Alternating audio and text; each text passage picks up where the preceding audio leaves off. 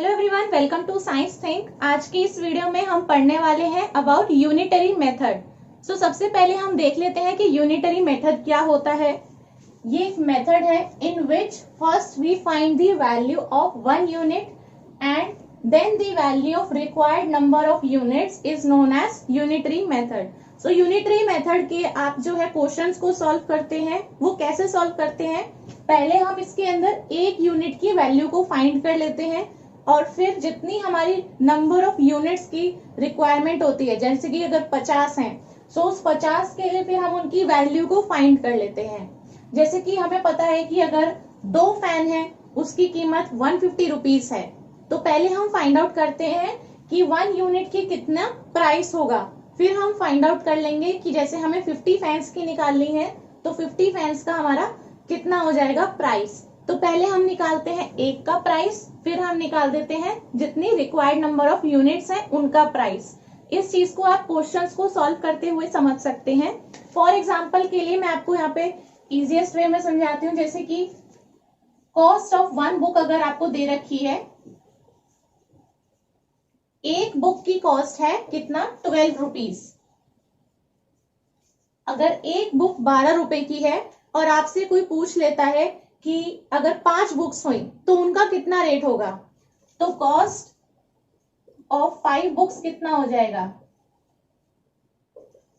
इस टाइप के क्वेश्चंस को आप इस मेथड से सॉल्व कर सकते हैं। जैसे कि आपको पता है कि एक बुक है 12 रुपए की, तो अगर आपको 5 का रेट जानना है तो आप एक के रेट को मल्टीप्लाई कर सकते हो 5 से। तो ये आपके पास में कितना आ जाएगा, 60 रुपीज। तो मतलब अगर मैं 12 रुपए की 5 बुक खरीदती हूँ तो 60 रुपीज का मेरे को वो पड़ने वाली है। इस तरीके से दूसरा मैं आपको बता देती हूँ। अगर आपको यहाँ पर दे रखा है 2 बुक्स की जो कॉस्ट है वो है 24 रुपीज, तो 2 बुक्स जो है वो 24 रुपीज की है। तो अगर आपसे कोई पूछता है कि एक बुक कितने की पड़ेगी, तो आप निकाल सकते हो यहाँ से एक बुक कितने की हो जाएगी, 24 डिवाइड बाई आप क्या करोगे 2, क्योंकि 24 जो है वो 2 बुक्स का प्राइस है, तो उसे आप डिवाइड कर दोगे इस नंबर से, तो आपके पास में आएगा एक का प्राइस कितना है, तो ये बराबर हो जाएगा 12 रुपीज के। तो ऐसे टाइप के जो क्वेश्चंस हैं वो हम यूनिटरी मेथड्स में सॉल्व करते हैं। यहाँ पर मैं और कोई क्वेश्चन ले लेती हूँ जिसमें आपको और अच्छे से ये क्लियर हो जाएगा। तो सबसे पहले आप जो है इस क्वेश्चन की तरफ देखिए। यहाँ पर क्वेश्चन में मैंने लिखा है if the cost of 6 cans of juice is ₹210 then what will be the cost of 4 cans of juice. तो जूस की 6 कैन है, 6 कैन के लिए प्राइस जो है वो 210 रुपए है, तो 4 कैन के लिए कितना हो जाएगा ये आपसे पूछा गया है। तो इस टाइप के क्वेश्चन को हम सॉल्व करते हैं यूनिटरी मेथड से। कैसे सॉल्व करते हैं, सबसे पहले आपको दिया गया है कॉस्ट, जो आपको ये वाली स्टेटमेंट दी है, आपको इसे यहाँ पर लिख देना है। यहाँ पर मैं आपको लिख के दिखा रही हूँ कि आंसर आपको कैसे लिखना है। Cost of 6 cans of juice is equal to कितना दिया है, 210, तो ₹210। तो यूनिटरी मेथड में मैंने सबसे पहले आपको बताया कि हम फाइंड करते हैं कि एक की कितनी कॉस्ट हो जाएगी और फिर हम फाइंड कर लेंगे कि 4 कैन्स की कितनी कॉस्ट हो जाएगी। तो सबसे पहले यहाँ पर आपको 6 कैन्स के लिए गिवन है, यहां से हम फाइंड करेंगे cost of 1 can of juice. एक का जितना प्राइस है उसे हम मल्टीप्लाई कर देंगे फिर 4 से, तो 4 का आ जाएगा मेरे पास में रेट। तो एक कैन का निकालने के लिए आपको क्या करना है, जो 6 का प्राइस है उसे डिवाइड कर दो 6 से, तो आपके पास में आ जाएगा एक का प्राइस यानी 35 रुपीज।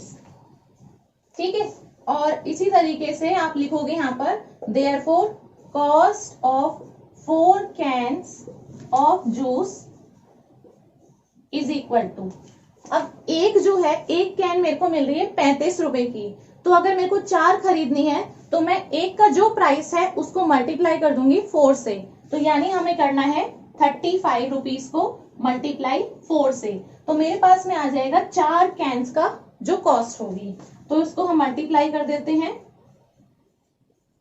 सो ये आपका हो गया है इसका आंसर। अब आप इसको लिखने के बाद में यहाँ पर लिख सकते हो therefore the cost of 4 cans of juice is ₹140। यहाँ पर सॉल्व कैसे करना है ये मैंने आपको पूरा बता दिया है। इसमें हमने अप्लाई करा है यूनिटरी मेथड। अब ऐसे ही हम सेकेंड क्वेश्चन को ले लेते हैं। यहाँ पर है क्वेश्चन में a motor bike travels 220 kilometre. अब एक जो मोटर बाइक है वो 220 किलोमीटर ट्रेवल कर लेती है कितने में? 5 लीटर पेट्रोल में। तो यानी 5 लीटर पेट्रोल में वो 220 किलोमीटर ट्रेवल कर लेती है। अगर 1.5 लीटर पेट्रोल होगा तो वो कितना डिस्टेंस ट्रेवल करेगी ये आपको बताना है। तो सबसे पहले जो आपको दिया हुआ है आपको उसी को लिख लेना है। इन 5 लीटर्स ऑफ पेट्रोल। तो इसमें भी हमारा जो क्वेश्चन को सॉल्व करने का अप्रोच रहेगा वो ये रहेगा कि 5 लीटर में वो इतना डिस्टेंस ट्रेवल कर लेती है। फिर हम निकालेंगे कि वो 1 लीटर में कितना ट्रेवल कर लेती है। फिर हम उससे निकाल सकते हैं कि भाई 1.5 लीटर में वो फिर कितना करेगी। बिल्कुल ऐसे ही आपको करना है। जितना आपको दिया है उससे आपको फाइंड करना है कि 1 लीटर में कितना कर सकती है।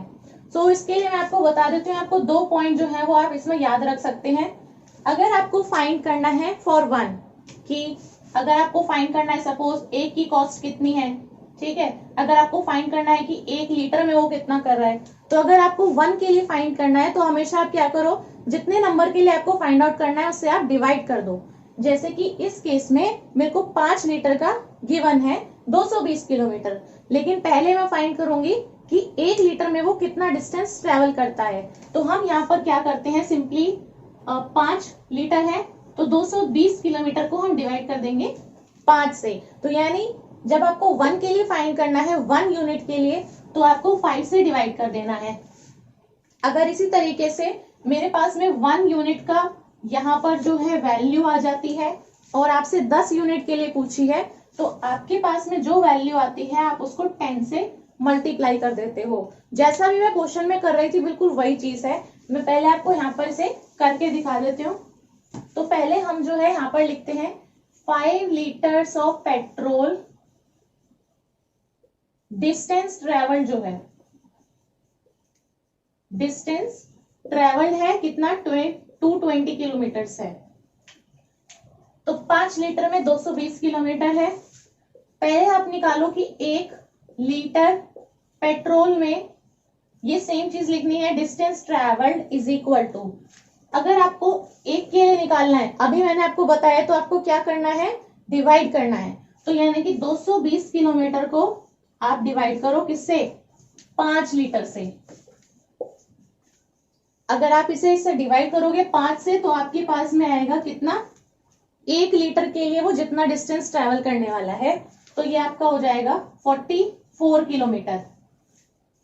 अगर मेरे पास में 1 लीटर पेट्रोल है तो वो 44 किलोमीटर ट्रेवल कर रहा है, लेकिन आपसे पूछा कितना है, 1.5 लीटर के लिए। तो 1 लीटर में जितना है उससे आप क्या करोगे, मल्टीप्लाई करोगे 1.5 लीटर से। तो पहले हम निकालते हैं 1 के लिए, उसे सीधा मल्टीप्लाई कर देते हैं जितना उसने पूछा है उससे। सो आप करोगे therefore in 1.5 litre of petrol distance travelled is equal to, 1 litre में 44 किलोमीटर ट्रेवल होता है, इसे आप मल्टीप्लाई करो 1.5 लीटर से।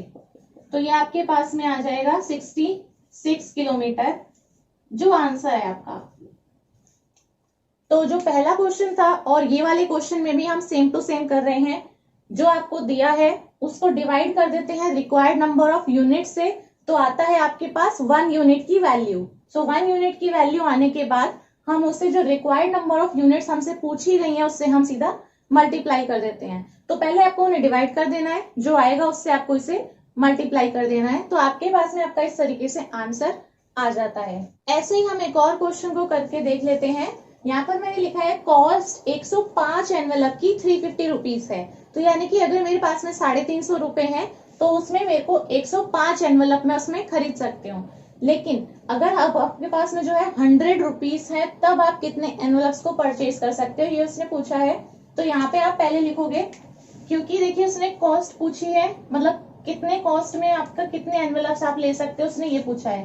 तो पहले आप यहाँ पर किस तरीके से लिखेंगे कि आप ₹350 में कितने एनवेलप्स परचेज कर पा रहे हैं? 105 एनवेलप्स। तो यहाँ पे मैं आपको शॉर्ट में करके दिखाती हूँ। 350 रुपीज में आप परचेज कर पा रहे हैं 105 एनवेलप्स। 1 रुपीज में फिर आप कितना एनवेलप्स परचेज कर पाएंगे? और फिर हम, अगर हमें पता है कि 1 रुपए में कितना एनवेलप हमें मिल जाएगा, तो आप निकाल सकते हो कि फिर 100 रुपए में आपको कितने एनवेलप्स मिल जाएंगे। तो तीसरा आपका चीज क्या हो जाएगी कि 100 रुपीज में आपको फिर कितने एनवेलप्स मिलेंगे। ठीक है, तो सारे के सारे जो क्वेश्चंस हैं उनमें हम ये 3 चीजें कर रहे हैं। सबसे पहली चीज जो आपको क्वेश्चन में दी हुई है, 350 रुपए में इतने एनवेलप्स मिल रहे हैं, आप पहले निकालो कि 1 रुपए में कितने मिल जाएंगे। फिर 100 रुपए के लिए तो आप निकाल ही सकते हो, मल्टीप्लाई करना है सीधा। तो इसे हम सॉल्व कर देते हैं।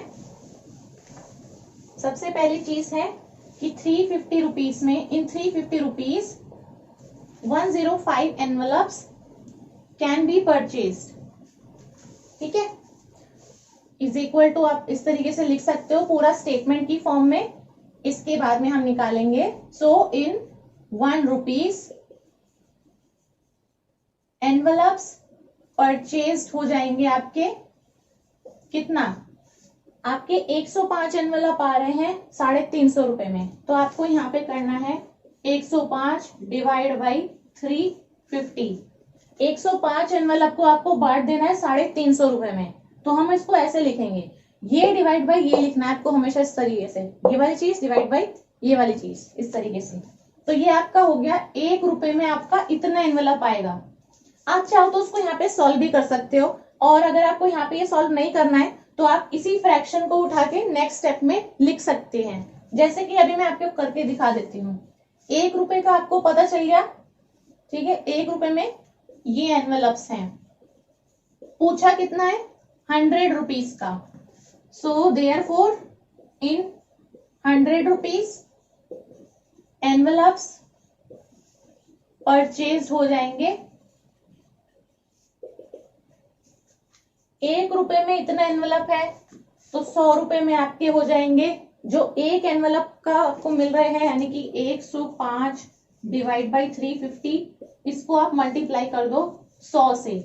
सेम वही चीज कर रहे हैं जैसा मैंने आपको बताया है, पहले डिवाइड कर रहे हैं, जितने के लिए पूछा है उससे हम उस क्वांटिटी से हम मल्टीप्लीकेशन कर देते हैं, और इसे सॉल्व करने के बाद आपका आंसर यहाँ पे आ जाएगा।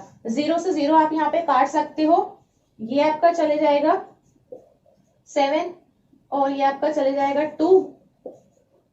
इसको पूरे को सॉल्व करोगे जब आप, तो आपका आएगा 30 आंसर। इसके बाद में आपको स्टेटमेंट की फॉर्म में आप लिख सकते हो, देयरफॉर इन ₹100 30